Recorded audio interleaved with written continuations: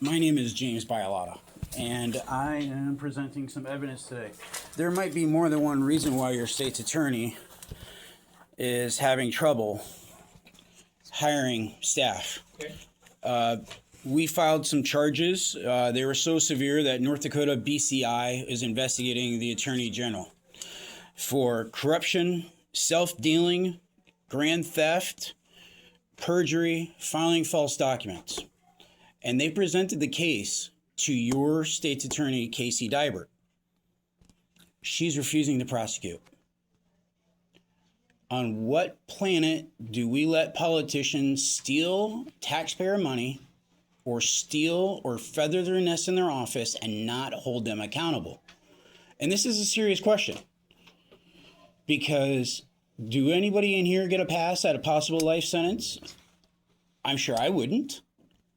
And if that's the case of what's going on in Hughes County, maybe there's more than one reason why you're not getting state's attorneys, because maybe they want to work for somebody who's honest.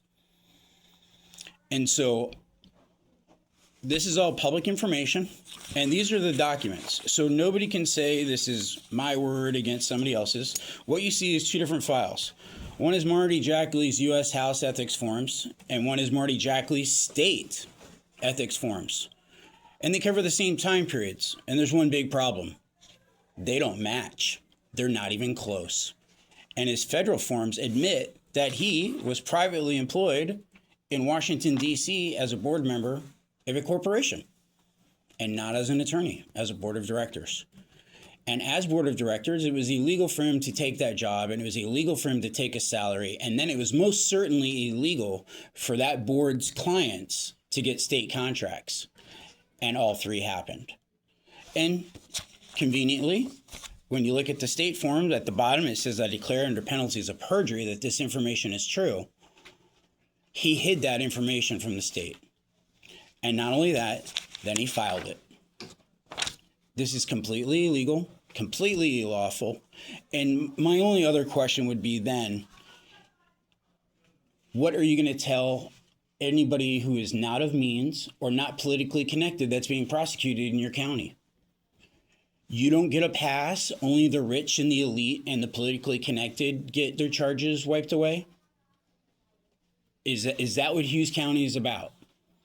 And I'm asking this in earnest, because my next step is to go to the public defender's office with this evidence and say, do you have any clients that are facing grand theft, perjury, filing false documents, or self-dealing?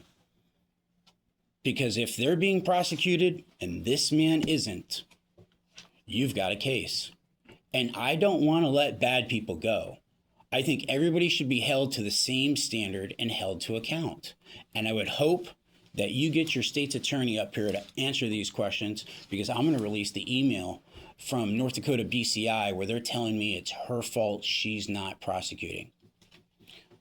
Thank you very much. I appreciate all the service you guys do. This is probably one of the hardest things on your schedule after hearing everything, except for that bad road.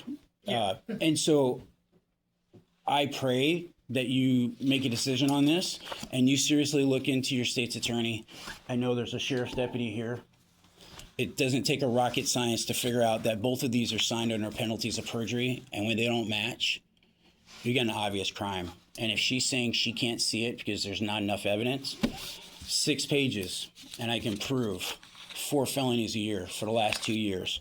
I add the other evidence we have, I can go back 3 to 5.